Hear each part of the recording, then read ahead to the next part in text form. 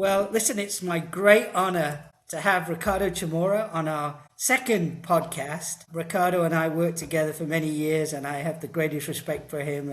So, to get started, Ricardo, why don't you just introduce you and tell us all about yourself from your background to all the way to here at the EVP at PenFed? All right. Well, thank you first and foremost. Very honored to be client number two. It's been a pleasure having worked with you for I think almost a decade. We're very happy to see you on the next phase of your journey. But just to give you a little bit of my background on myself, Ricardo Chamorro, I manage consumer banking and growth now here at PenFed Federal Credit Union. I've been here about a dozen years. Before joining PenFed, I spent couple years running an operations company between London and in Spain, a private equity owned company. And before that, I spent about 10 years in Wall Street doing mostly mergers and acquisitions and investment banking. And before that, I was a military intelligence officer in the U.S. Army, which not to be confused with being intelligent, I've been told. I disagree. But that's kind of my background in a nutshell, and I kind of love what I do here. You were a West Point grad, right? Don't forget to say you were a West Point grad. I'm a West Point grad, absolutely, and class of 1999 to give you a little bit about my age and where I came from. And yeah, I did my 5 years in the military as an intel guy. Learned a lot. Had a lot of vacation spots that I went and toured in my life in Iraq and not Afghanistan, Iraq and Bosnia. But most of the time I was stationed in Italy and in Germany, so I enjoyed Yeah. that quite thoroughly. Well, Ricardo, first and foremost, thank you so much for your For service sure. to our country. And secondly, thank you for being probably the best business partner I had in my career. I think we accomplished a lot and we had some fun, right? That's a good combination. Not only did we accomplish a lot, but a lot of the work that you've left behind, and I really mean this. I do think, hopefully, I'm not bragging here too much in terms of other credit unions. I do think we have the best technology stack out there, and it's really setting up the foundation for our kind of next wave and phase of growth here at PenFed. So it's really you did some really great work, and I always tell people, we're always better off with the generation of executives that left PenFed in a better space. No, thank you. I appreciate that. I remember telling James when I was joining Penn, I said, well, James, there's two types of plans, those that might work and those that don't work. And I said, I'm pretty versed in the ones that don't work, so I'll work with you on what might work. Or like Mike Tyson says, right? Everybody has a strategy until they get punched in the face, right? So here we are. Yeah, I remember that. You used to use that a lot when we were working together. Well, let me start with this. When we first started working together, you said to me, you used a phrase, you said strategic agility. And I said, man, I like the way that sounds. I haven't a clue what it means, but I like the way it sounds. So talk to us, Ricardo, about what you mean by Sure. strategic agility. I am sure I stole that phrase from a book somewhere from somebody else that was smarter than me that said it. What does it mean? So look, break down what strategy means, right? I always say that there's a fun part of strategy, kind of like the who are we question, right? The what products we do, what members, what markets, what channels. And then there's the difficult part of strategy, right? Which is really how we win, right? And I always say it's difficult because, not unlike what's going on in Iran or any other battle, our rivals, right, our competitors, they get a vote, right, on whether we win or not. And I always say, right, look, to be good at anything in business in particular, right, you need to be good at one thing in particular is just figuring out real quick what the members want, what the consumer wants, and then be first, be better, or be gone. And all that sounds pretty nice and fun, except that to be first or to be better, or even to figure out what a member wants, you need that agility, right? And you need the right people, the right processes, and the right technology to kind of figure that out, right?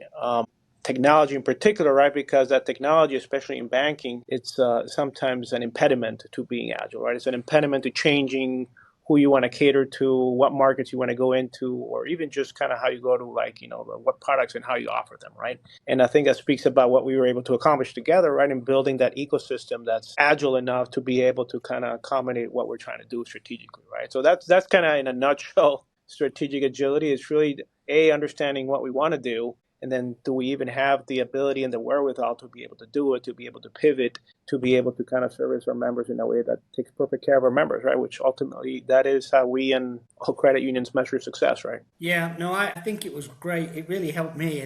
You always used to tell me strategy is execution. So when we put our heads together in technology, we said, hey, it's all about agility, right? So we can't do projects that take 18 months to 2 years because the world changes, right? And Correct. so we were always looking at, hey, what can we do in 8 hours, 8 days, and 8 weeks? And when we set that kind of mind frame, we did a lot. And I think the other thing that was great was you were a great partner because you would always embrace the 80-20 thinking. I was talking about this to Maria, and you would always tell me perfect is the enemy of good.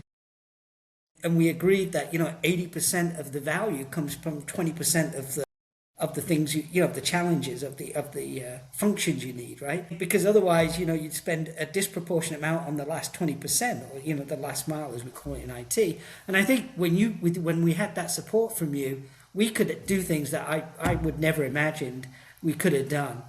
One of the things I wanted to just maybe ask you about this, because this was something else I saw you do really well. You created this concept of fusion teams or fusion cells because that really helped some of the agility and execution. So tell us.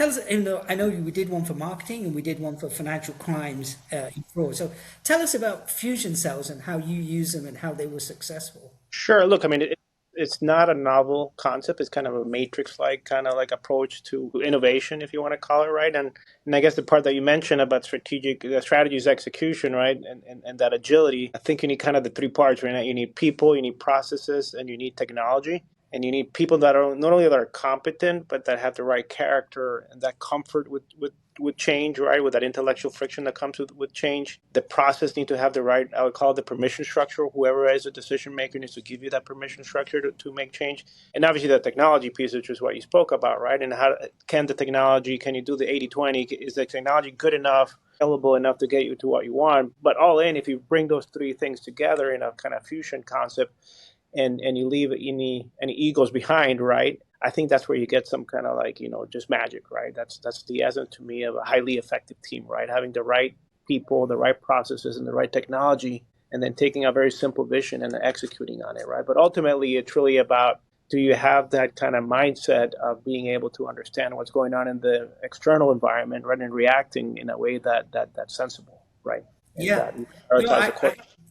I, I 100% agree with you, Ricardo. But one of the things I think you're being humble. One of the things I saw is when you brought those teams together, you facilitated that dialogue so well. I remember you used to say, "In God we trust; all others bring data." I have it in the back. Right behind my back, there's a little sticker there with that statement. I think it was Winston Churchill's quote, to give him credit. Yeah, but here's the other thing that I saw you did. You coached the team to not worry about the data we didn't have, right? I was thinking about the funnel, the pipeline and the funnel conversion. And you said, well, what can we do with the data that we do have? Because remember, there was always that discussion, oh, we don't have this Right. data, we don't know this, we don't have that data. And you said, well, what data do we have and what do we know and what can we do? That was number one, that was great. And then the second thing was when you had everybody in the room and you asked the right questions, because you were good at this, you were asking the right questions. Somebody would say, well, compliance would say, well, we can't do this because legal said blah, blah, blah. And then you would look to legal and legal would go, no, we didn't mean that. That's not what we meant. You can do this, this, and this. And then we would have the business person or the product guy go, well, we can't do that because IT said you can't do this. And the IT guy would go, no, we can do that. In fact, we can do that tonight. We'll put that in the release tonight. Do you remember Right. those days? I do. And life's getting tougher, right? I mean, the technology out there, I'm just talking about day-to-day business, right? I mean, obviously the work from home, it's a new paradigm. I guess it's just overused the word agility here, but as an institution all over America, right, gives us tremendous agility to be almost anywhere and do a lot of work from almost anywhere. But that human interaction is key, right? And just the idea generation that happens when people are together, kind of brainstorming is really important, right? It can be done with technology, but there's no substitute to that brainstorming session. And that was at the core of some of these fusion cells, right? Just the brainstorming, asking those questions. They're harder to ask, when you're in a conference room full of people, right? Because it just doesn't lend itself very well. But that's critical, right? And that goes back to what I said, right? Creating that permission structure and that framework so that people are not afraid to opine and challenge each other and solve problems, right? Ultimately, to me, that's what we are here as leaders, right? making sure that we look at problems and then finding out whether it's a process change, a technology change, or just no change at all to get to that solution, right? Otherwise, you get what I call solutions in search of problems, right? When we start chasing that shiny object. But like, people are really smart. In almost any company our size, you just have a lot of tremendous talent. It's really about bringing them together and making sure you're like synthesize a problem and come up with that 80-20 solution, right? Which is really key. Yeah, no, I for sure agree with you. I know, things change as we scale and as we grow. But what you did with those fusion cells really created that flywheel effect that got us going. And once we got going, to your point, bright people working well together, a lot can be accomplished. Talking about, technology and teams and organization. One of the other things you did, I remember you said, Joe, I want to talk about API. I thought, API? He's talking my language. We want to talk about integration and application program interfaces. Yeah, I finally won him over. So I was looking forward to that meeting, and you came in and said, Joe, yeah, API. I said, great, let's go. You go, no. Assume positive intent. And I go, ruh-roh. But that was a really important meeting because, and I want you to talk about it, but how we came up with a different organizational model with business and technology. Can you talk to that a bit more? Yes, it's called the Consumer Banking Technology Office. I still joke around that you made me sign an NDA with blood and making sure that we had SLAs and whatnot. But at the core of what made it happen, the connective tissue, is really what you just talked about, right? Assuming positive intent. And I think it was you who taught me that, look, in business, and this is increasingly so for financial institutions, right? We really need business leaders with strong technical acumen, and then technologists, right, with strong business acumen, right? And I think that's where I think we're able to move a lot quicker, right? Having that kind of hybrid consumer banking technology team that's set between both of us to making sure that we could translate the business needs that my product leaders have and the money movement guys had, for instance, into technology that was compatible with your overall vision of a one platform strategy, right? With the Salesforce strategy. And that was mission critical, right? Because obviously, if left to its own devices, the technology teams have a different vision. And as you know, left to their own devices, the business leaders sometimes have this idea that technology is easy and we can just pick any solution off the shelf and make it work. And I think that's where that 80-20, 80% of the solution comes in, because there's other benefits, right? To scale, to savings, to just being able to move more quickly that come from that. And that's where I think those trade-offs were able to be done with a lot more alacrity and dispatch, right? We were more focused on how do we go to market much quickly, how do we make those changes a lot more quickly. And I really mean it when I say it, that the foundation of our ecosystem right now, of our technology ecosystem, is in part because of that, and in part because of what you did, right? And setting that program up. Yeah, no, thank you. One thing I wanted to pick up on, because it's so really important, was what you said about business savvy tech people working with tech savvy business people, right? Because I don't care what industry you're in, technology is kind of foundational, and so you can't be a business leader that doesn't know something about technology or savvy, and then vice versa with IT. And I think one of the other things, I think hopefully you would agree with this. If not, you can disagree. But one of the things, because you helped us with that 80-20 thinking, we were delivering more. Because we delivered it with a platform when we started reducing systems, our run the business technology went down as a percent of total spend, which gave more money for discretionary spending, right? Discretionary technology spending. Right. So that was back to the business. So back to, kind of what's in it for me. I think you were great in helping us sell, hey, look, if we follow this platform strategy, IT can reduce the cost to keep the lights on. You guys get more to deliver new functionality, right? Yeah, look, I would also add that, success breeds momentum, right? Not everybody was bought in at first when we started with the one platform strategy, because as you know, we had to build up many, many experiences almost from scratch. As agile as the platform was, we had to really recreate a lot of things from scratch, probably things that you could probably get off the shelf. But, as we kind of kept going and you start seeing the success and people get buy-in, and then we start delivering more and more changes, more and more agility, more and more features and functionality that I now know for a fact that I couldn't get from any off-the-shelf solutions. I think then you start seeing kind of, all the buy-in from the team and everybody else, right? And that's where you start seeing some real kind of innovation and some real thinking that's focused on solutions versus kind of getting a different platform or trying to get something that already exists out there, right? So that's As a matter of fact, I don't think I can talk about it, but we have some things that we're going to market here soon that I think are, I started a conversation that, to win, you got to be first or be better. I do think that we have some things that we're kind of first to market that are going to go live soon. And I don't think we could make it happen if we were just off the shelf with some kind of 5S solution, right? It's really the work that we've done in the last 10 years that's empowering us to even think about it and to build that innovation, right? So just to finish off the conversation, I think it, taking us from the early days of strategy, agility, execution, platform thinking, and staying the course, right? Because I see so many technologists, CIOs that I talk to, their business partner loses patience and they don't let them do the thing. You allowed us to build the foundation. I remember those conversations. I said, it's going to be better if you just let us get these things, it will get faster and faster. And we did. But but it takes a lot of trust between the business leader and the technology leader. And I think that was a key thing. But tell us, to the extent you can, not the specifics you're discussing, but, just kind of where you see our industry going, with everything that's happening in the world today. Look, it's challenging, right? And I think the numbers speak for themselves, right? I think it's about, I haven't seen the latest, but I think it's about one credit union and perhaps even one bank that goes out of business or gets merged every single day, if you think about it, right? So I think we're about 4,000 credit unions, 4,000 banks, 8,000 altogether. We're probably headed in the next decade, probably close to 1,000 or 2,000, right? And really, what's driving that consolidation really is the need to scale, right? And the changes that all this technology is causing, right?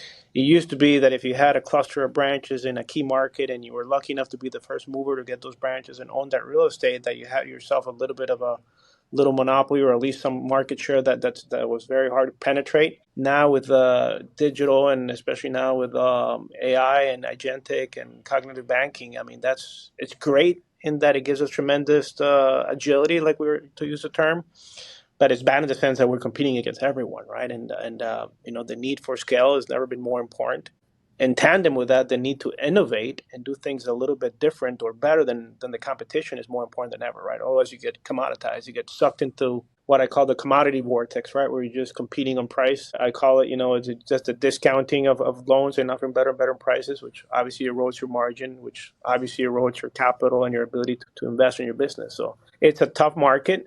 It's a very competitive market, and I think it's going to get tougher, but it's going to get more interesting, right? I think the better financial institutions are the ones that are thinking in terms of innovation and are thinking and putting the member and the consumer in front of that. Yeah.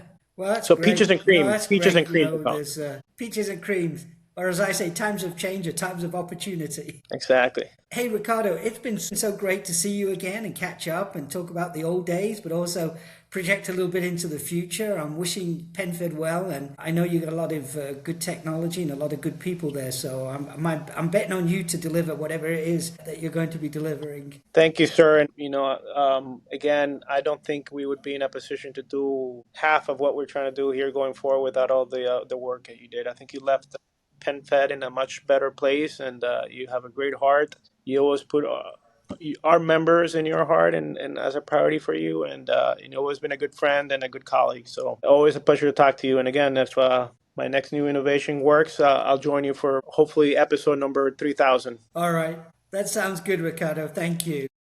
I forgot to mention to Ricardo when we were talking about West Point that I had a good friend. He was a karate expert. He joined the Army. And the first time he saluted, he knocked himself out.